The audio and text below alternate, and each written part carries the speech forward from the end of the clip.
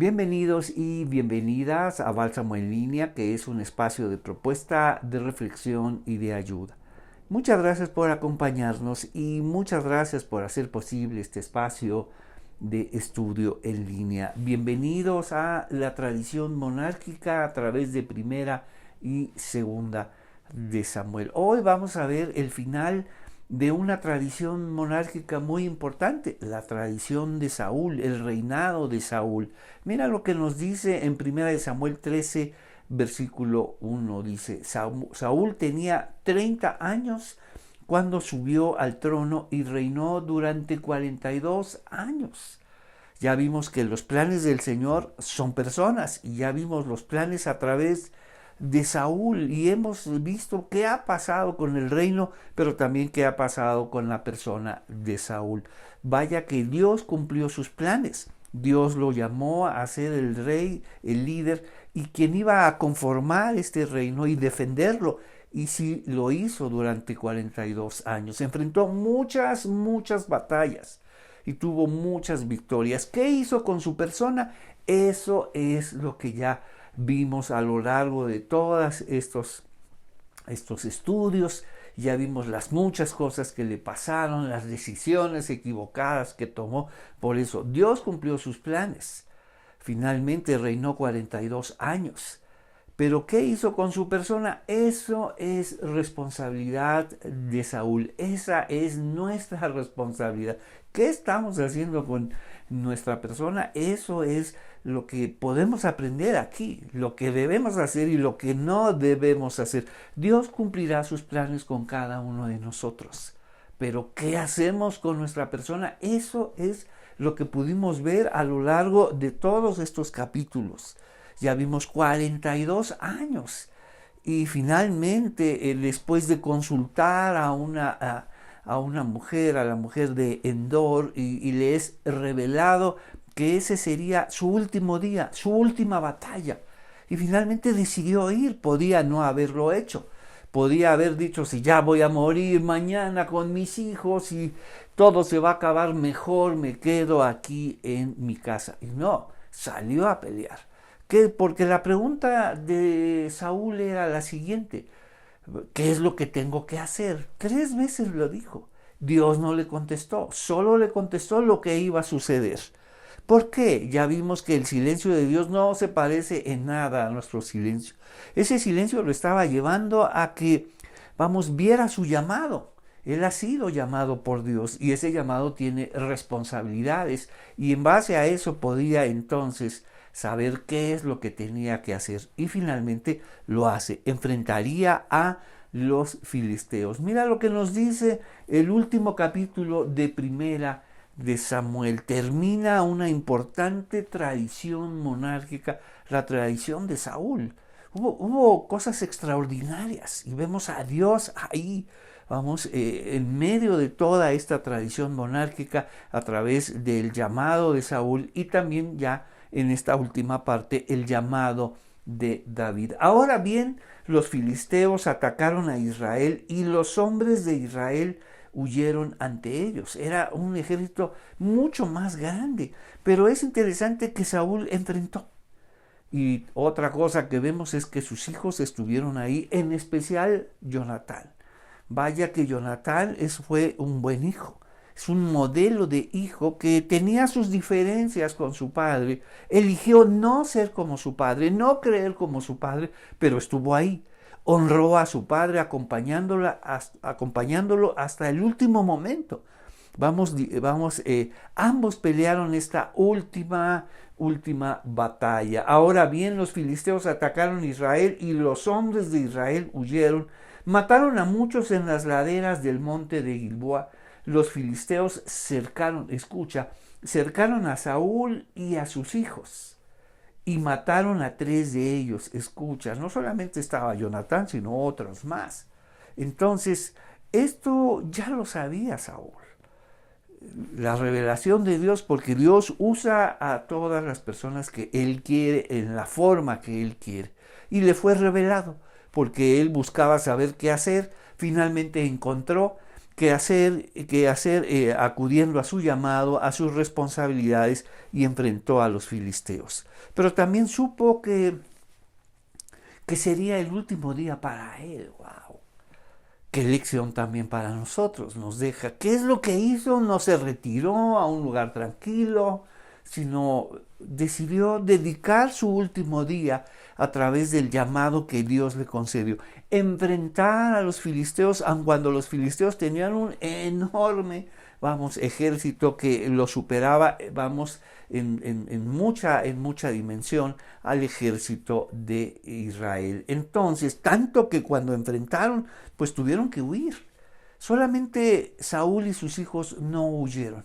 Solo ellos se enfrentaron, y mira lo que sucede. Los filisteos cercaron a Saúl y a sus hijos y mataron a 3 de ellos, Jonatán, Abinadab y Malquisúa.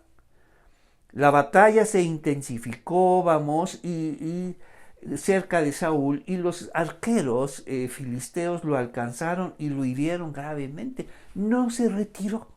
Es muy interesante que Dios cumplió sus planes, con Saúl, y Saúl, ¿qué hizo con su persona? Ya lo vimos. Pero al final de su vida entiende lo que tiene que hacer, acude a su llamado, entiende que ha sido llamado a pelear las batallas de Israel, y aun cuando era una notable diferencia entre el ejército de los filisteos y el ejército de Israel, sabía de antemano que era una batalla perdida, pero decidió enfrentarla, él y sus hijos. Y sus hijos lo honraron, pelearon con él y fallecieron con él. Entonces nos dice, la batalla se intensificó cerca de Saúl y los arqueros filisteos lo alcanzaron, escucha, y lo hirieron gravemente. Vamos a nuestra primera, división. Estamos en 1 Samuel 31.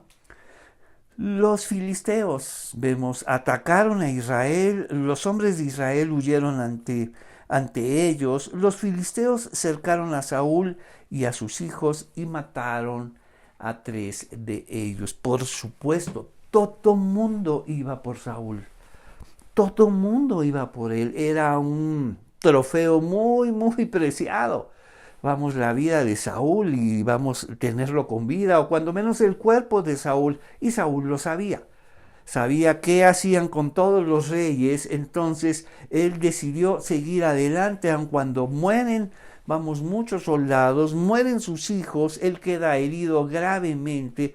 Mira lo que decide, y vamos a entrar a cuestiones complicadas. Vamos a entrar precisamente para eso, es este espacio, Bálsamo en Línea, para proponer lecturas, proponer ideas acerca de lo que los textos nos pueden estar diciendo. Entonces, con gemidos, Saúl le dijo a su escudero: toma tu espada y mátame antes de que estos filisteos paganos lleguen, dice, para atravesarme y burlarse de mí, y escucha, y torturarme. Sabe muy bien qué hacen con los reyes. Entonces, por supuesto que estaba avanzando el ejército de los filisteos, pero ahora saben que había un trofeo muy, muy especial, muy valioso. Acercarse a Saúl, conservarlo con vida, humillarlo, torturarlo, y avergonzarlo delante de todos. Sabe lo que le espera, pero él decidió seguir adelante, decidió seguir peleando. ¿Qué hizo? Acudió a su llamado. Peleó las batallas de Israel, hasta el último momento, y nos dice, con gemido Saúl le dijo a su escudero: toma tu espada y mátame, antes de que estos filisteos paganos lleguen para atravesarme, burlarse de mí y torturarme. Por supuesto que cuando su siervo, su escudero, escuchó esto, dijo: por supuesto que no. Tú eres el ungido de Dios, ¿cómo crees que voy a hacer eso? Entonces, pero su escudero tenía miedo y no quiso hacerlo. Entonces Saúl tomó su propia espada y se echó sobre ella. Entonces ingresamos a este difícil tema del suicidio. Entonces, no sabes toda la gran cantidad de interpretaciones sobre esta situación, sobre el suicidio, sobre lo que hizo Saúl y sobre lo que significa que hizo Saúl. Para muchos, vamos a ingresar a estas lecturas. Para muchos, lo que hizo Saúl demostró que no era un llamado de Dios, que no era hijo de Dios, y con esto demostró que era un no creyente, un inconverso. ¡Wow! ¡Qué maravilla de teologías! Por supuesto, ¿no? Son teologías radicales que prácticamente siempre señalan condenación y juicio. Entonces, para unos efectivamente eso es lo que hizo Saúl y lo que demostró es que finalmente no era un creyente, porque si fuera creyente no se hubiera quitado la vida. Entonces entramos al difícil y complejo tema del suicidio y entonces pasaremos y ubicaremos en lo que son las convicciones. ¿Por qué? Porque una cosa es lo que dice la Biblia, otra cosa es lo que muestra la Biblia. Entonces pasaríamos de las instrucciones a las exhortaciones y llegamos a una situación muy especial. Se llaman convicciones personales y debemos saberlas y ubicarlas. Una cosa es lo que dice y lo que muestra la Biblia y otra cosa son nuestras convicciones, por supuesto. Nuestras convicciones están basadas en lo que nosotros creemos que dice y muestra la palabra de Dios. Y esas convicciones son solamente personales. Y quiero compartir contigo mis convicciones personales sobre el tema del suicidio. Incluso agregaré otro tema más, que también es muy, muy polémico, que es el tema del suicidio y del aborto.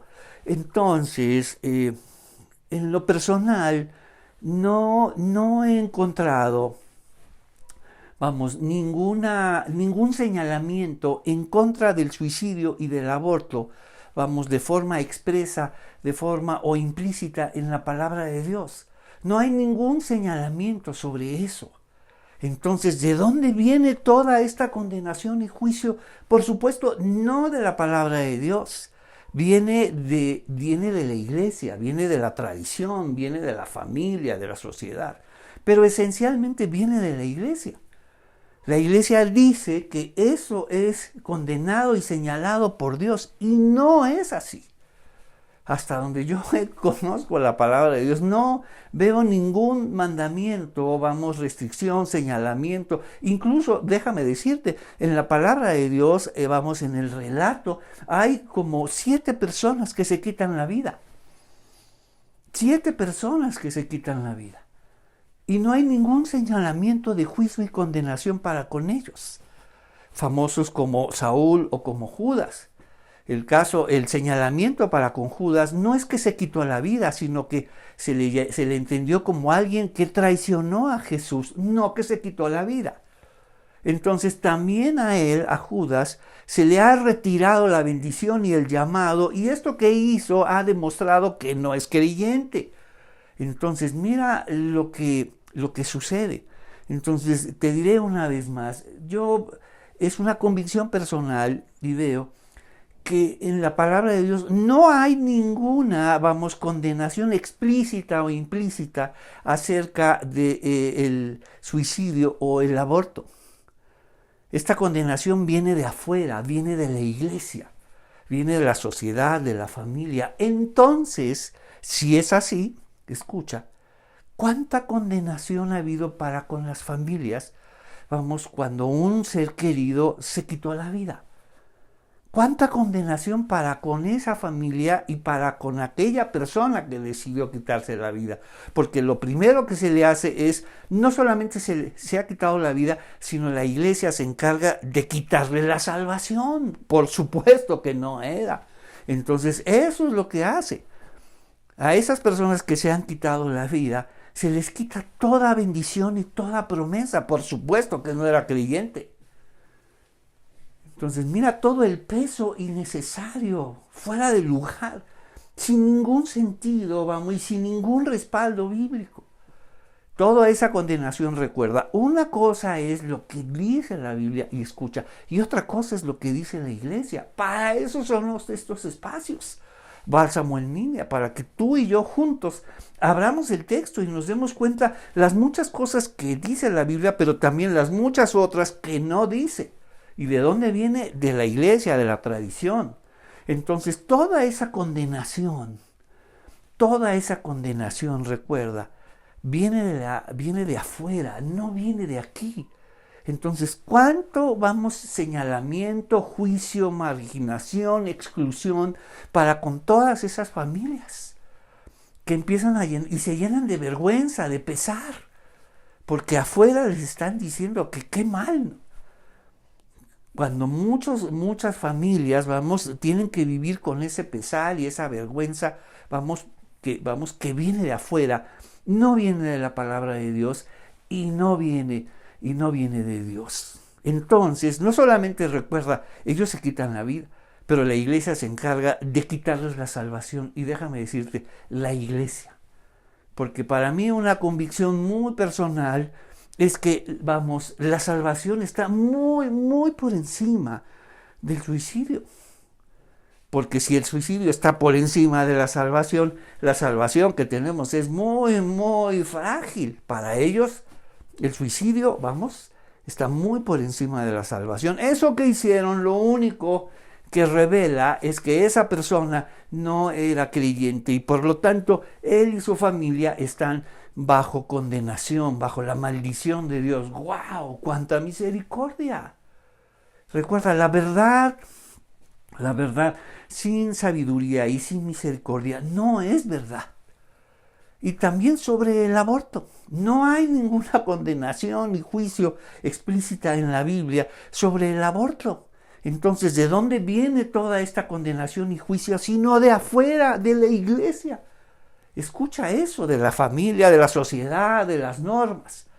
Y esencialmente de la iglesia. Entonces, una vez más encontramos que una cosa es lo que dice la Biblia y otra cosa es lo que dice la iglesia. Pero déjame decirte, si es así, otra vez, ¿cuánta condenación y juicio ha habido para con todas aquellas mujeres que se han llenado de culpa, de vergüenza, que las han llenado de culpa, de vergüenza a ellas y a sus familias? Entonces, y eso no viene de Dios, porque ya vimos, esas condenaciones vienen de parte de la iglesia. Entonces debemos saber muy bien. Y tú como discípulo del Señor, discípulo de Cristo, debes aprender a separar qué viene del texto bíblico. Hay muchas cosas que vienen, pero hay otras que no. Y vienen, y tenemos que saber de dónde vienen. Y vienen de la iglesia. Y ahí está toda la tradición de la iglesia, toda la historia de la iglesia, que tiene unas luces grandiosas, pero también tiene unas sombras terribles. Una oscuridad, que ha condenado infinidad de cosas que no tiene respaldo bíblico. Entonces, una vez más, ¿cuánta condenación y juicio para aquellas familias y en especial a esas personas que decidieron quitarse la vida? ¿Cuántas personas, cuántas mujeres que han decidido eso, que han decidido por el aborto y han sido señaladas? ¡Wow! No solo, señaladas con culpa y vergüenza, condenación y juicio, ellas y sus familias. Y tienen que vivir con eso. Y tienen que ir a las iglesias, además. Y tienen que callarse porque saben que si no hay espacio para hablar de ello. No hay espacio porque la única conclusión que tienen esas iglesias es juicio y condenación. Entonces tienen que callarse eso y vivir con esa condenación, escucha y juicio que no viene de Dios, que viene de las iglesias. ¿Y cuántas mujeres son afectadas, terriblemente afectadas, marginadas, no solamente por la iglesia, por sus familias? Porque asumen que eso lo condena a Dios, y por supuesto que no. Forma parte de la vida de las personas y la vida de las mujeres. Pero entonces por eso ingresamos a lo que son las convicciones personales, no a lo que dice la Biblia. Porque la Biblia dice muchas cosas, pero tampoco no dice otras. Y las iglesias se encargan de decir, bueno, eso no lo dice la Biblia, pero lo diremos nosotros. Y es mejor eso. Está esta honestidad intelectual para decir, eso no dice la Biblia, pero yo quisiera decir esto, ¿no? En mi opinión es esto, ¿no? Yo quiero decir esto, me parece que el tema es esto, ¿no? En mi opinión es esto, ¿no? Pero no decir que tu opinión es lo que dice la Biblia. En mi opinión este tema es así, ¿no? Yo no he encontrado ninguna condenación y juicio para con el suicidio y el aborto. Y las personas, especialmente las iglesias, lo primero que le quitan a esas personas son su salvación. Y para mí la salvación está muy por encima de lo que es el suicidio y el aborto. Eso debes saberlo. Debes saberlo. Si tú eres discípula de Jesús y has vivido situaciones así que son muy complejas y que nadie entiende más que tú, porque las personas hablan de aquello que no entienden, aquello que no han vivido.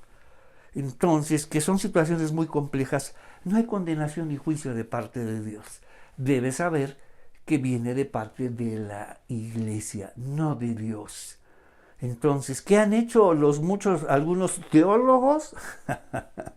Le han quitado, por supuesto, la salvación a Saúl. Él no es salvo, ¿cómo crees?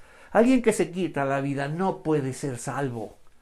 Entonces, tengo la firme convicción de que sí es, porque el llamado de Dios es pleno y está muy, muy por encima de todas nuestras decisiones, porque los planes de Dios son personas y se cumplen, y vaya que se cumplieron. 42 años, pero ¿qué hacemos con nuestra persona? Eso es otra cosa. Y mira todo lo que hizo con su persona. ¿Sabes qué hizo con su persona? Lo mismo que nosotros hacemos con nuestras personas. Porque si algo tienen los creyentes es que se escandalizan. ¡Wow! Vamos. Vaya que se escandalizan. Entonces, recordemos quién es nuestro modelo de espiritualidad. ¿Quién es nuestro modelo? Nuestra manera de interpretar las escrituras, sino a través de Jesús. Y a una mujer que estuvo a punto de ser apedreada. Jesús, por supuesto, que no se prestó a esta charada de justicia, esta charada, de celo por Dios, porque por supuesto, todo era una farsa, ¿no? Aquellos que se sentían moralistas por encima de todos, especialmente por encima de esta mujer que querían apedrear. Pero Jesús, los mandó a su casa, recordándoles que ellos son también muy, muy pecadores y nada tienen que decir en contra de otros. Entonces Jesús le dijo a esta mujer palabras que son universales. Palabras que nos recuerda la iglesia, porque la iglesia hace todo lo contrario, porque Jesús le dijo a esta mujer, ni yo te condeno. Pero la iglesia dice, sí, yo sí. Si Dios no te condena y si Dios te ha perdonado, eso es otra cosa, porque nosotros no. Nosotros sí te condenamos y no te perdonamos. Pero eso es muy importante. ¿Qué dijo Jesús? Ni yo. O sea, si ellos lo hacen es su asunto.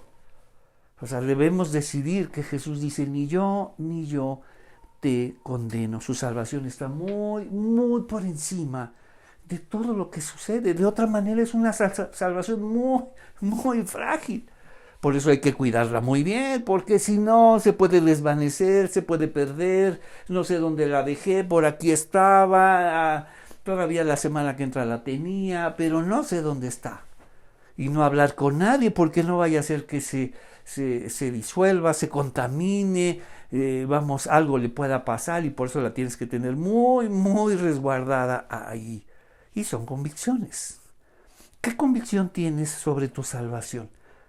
Eso es muy importante, y Jesús habló una y otra vez de ello. El reino de Dios es una fantástica imagen acerca de nuestra salvación, y lo explicó muchas veces.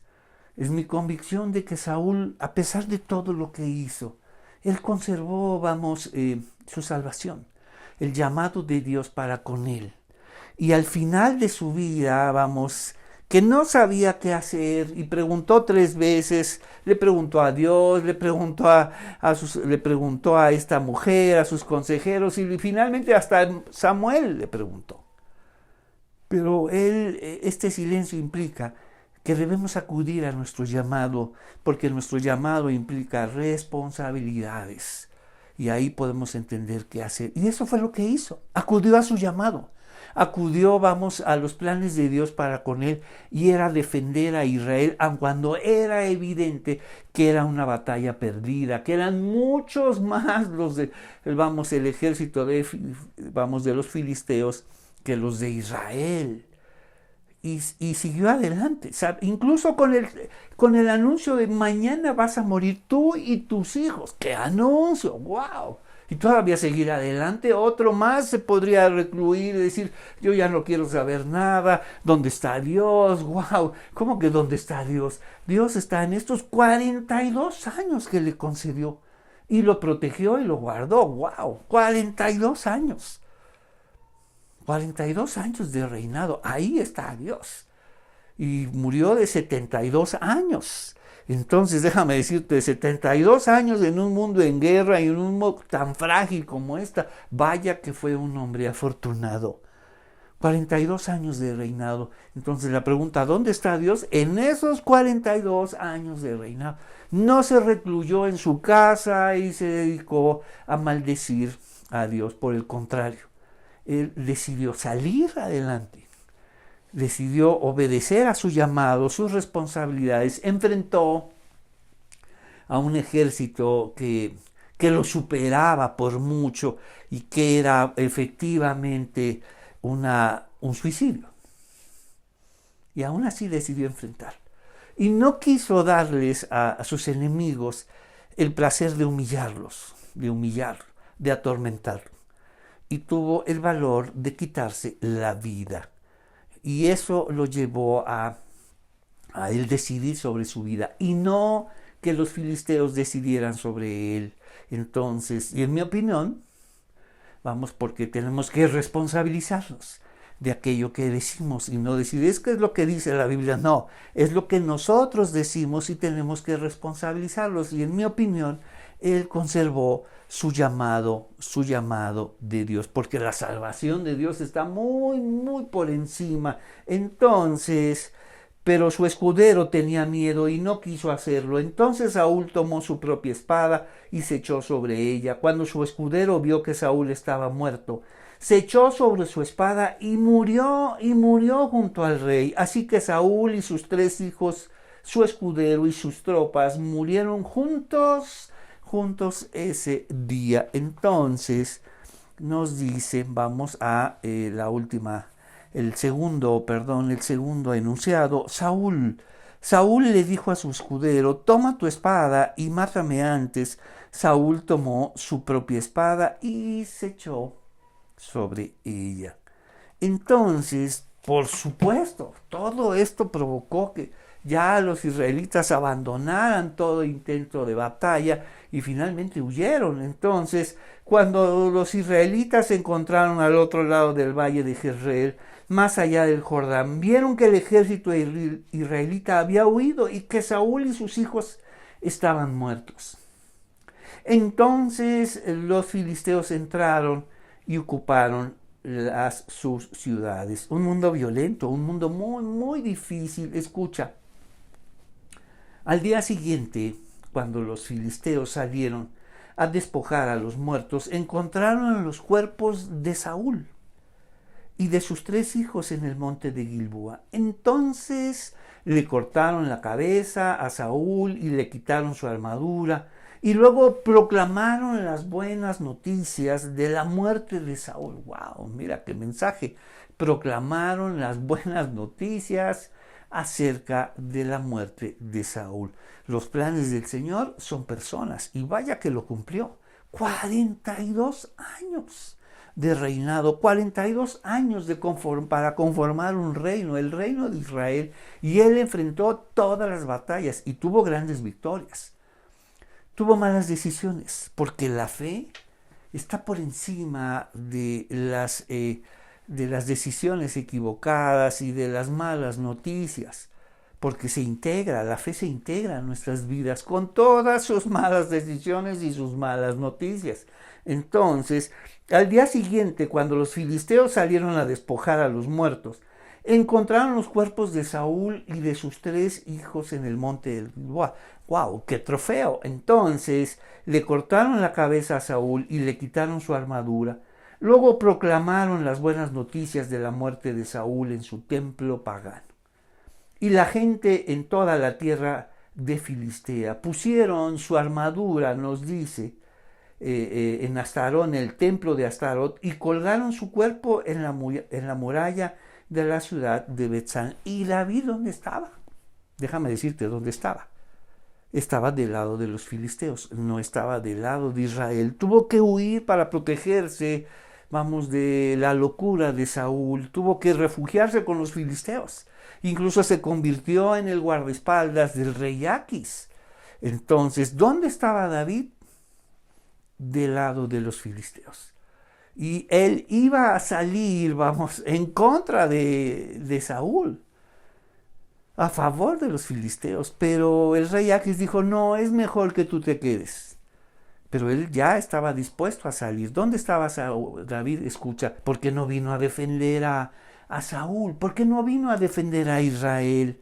Porque estaba del lado de los filisteos. Y no sabes todas las cosas ahora que tiene que decidir David. Porque una cosa es criticar al rey y todo lo que está haciendo. Pero ahora que él le toque ser rey, no sabes las cosas que hará. Dios cumplirá su llamado con David, pero ¿qué va a hacer con su persona?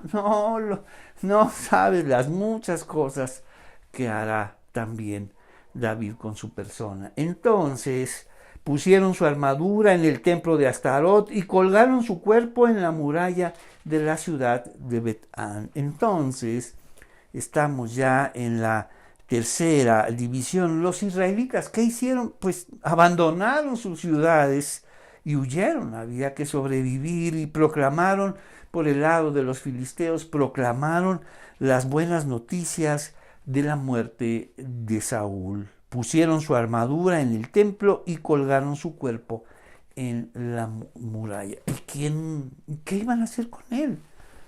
O sea, ¿qué iba a pasar con sus cuerpos? Con toda esta grande humillación. Por supuesto que vino David a rescatar los cuerpos de Saúl. Claro que no. Él estaba del lado de los filisteos.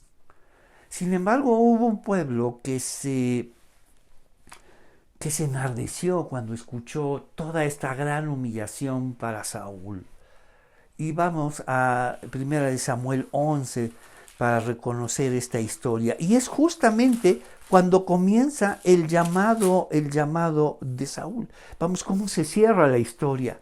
Escucha, vino un pueblo a pedirle ayuda a Saúl. Mira lo que va a hacer con nosotros. Alguien y nadie nos quiere ayudar. Entonces solo Saúl ayudó a este pueblo. Y nunca se le olvidó, nos dice. Como un mes después, el rey, estamos en 1 Samuel 11, como un mes después, el rey Nahas de Amón dirigió su ejército contra la ciudad israelita llamada Jabes. Es muy importante que recordemos este nombre de Galar. Pero los habitantes de Galar pidieron paz y haz un tratado con nosotros y seremos tus siervos. Rogaron. Está bien, dijo Nahas, pero con una condición. Les sacaré el ojo derecho a cada uno de ustedes para deshonrar a todo Israel. ¡Wow! ¡Qué peligro! Y pidieron ayuda, y esa ayuda no venía. Danos 7 días para enviar mensajeros por todo Israel, respondieron los ancianos de Jabes. Entonces, si nadie viene a salvarnos, entonces aceptaremos tus condiciones. ¡Qué condición tan humillante! Entonces, si algo quieren los enemigos es humillar al pueblo de Dios.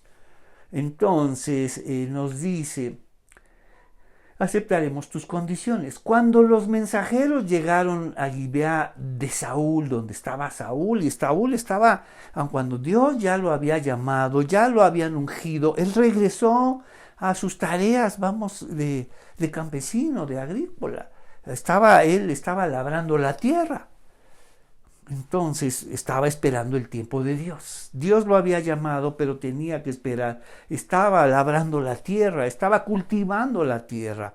Entonces nos dice, cuando los mensajeros llegaron a Gibeá y le contaron al pueblo acerca de su aprieto, todos se echaron a llorar. ¿Qué podemos hacer? Somos pueblos muy, muy dispersos y cada quien en lo suyo y nadie quiere ayudar a los demás.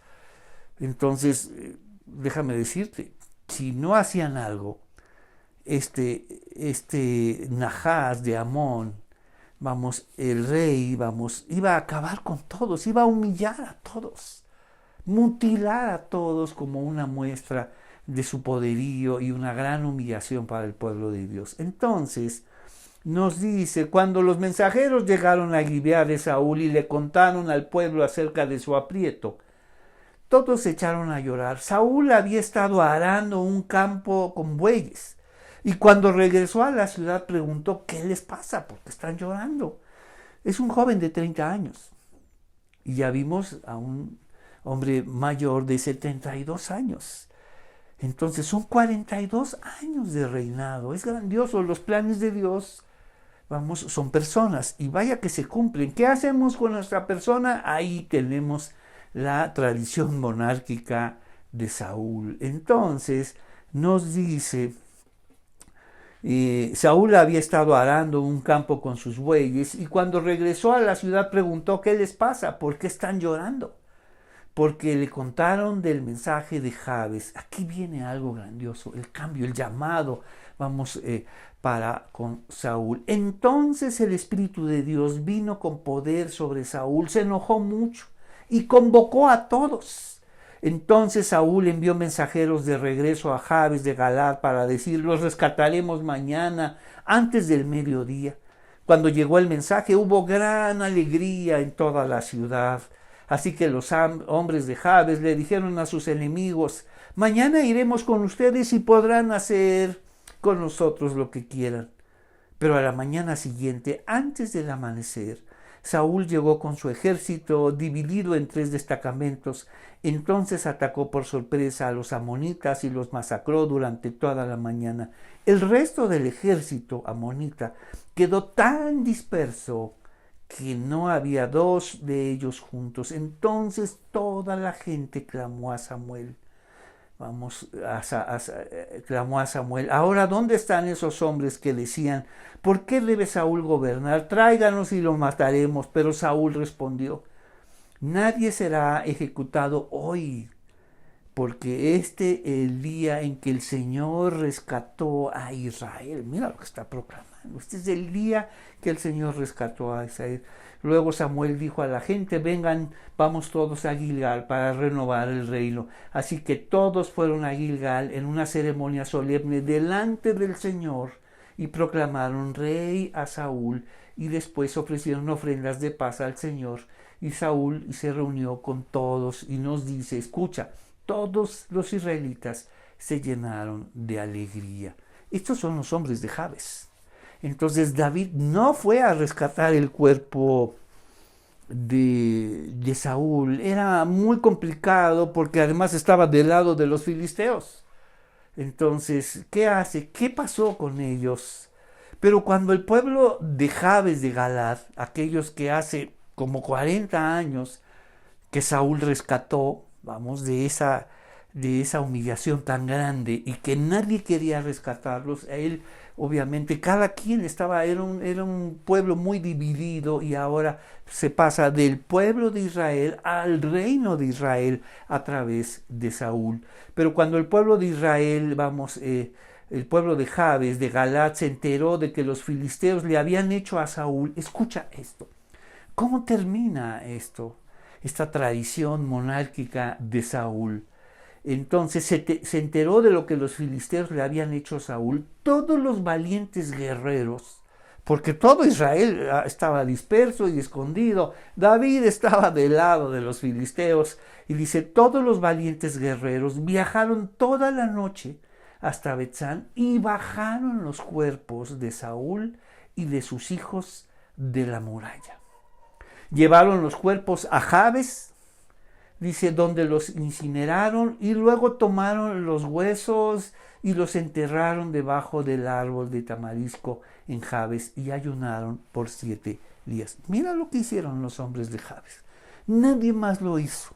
Los de Israel estaban huyendo y tratando de sobrevivir. David estaba del lado de los filisteos y también tratando de sobrevivir. Solo los hombres valientes de Jabes viajaron durante la noche, atravesaron, de forma muy especial, y llegaron a los cuerpos exhibidos y humillados de Saúl y sus hijos y los bajaron, se los llevaron. E hicieron esta ceremonia y finalmente los enterraron ahí en Jabes. Y así termina la historia de Saúl, esta grandiosa historia que tiene mucho que decirnos, mucho que enseñarnos. Los planes del Señor, escucha, son personas. Y vaya que cumplió sus planes, 42 años de reinado. Entonces, ¿qué hizo Saúl un día antes? No sabía qué hacer.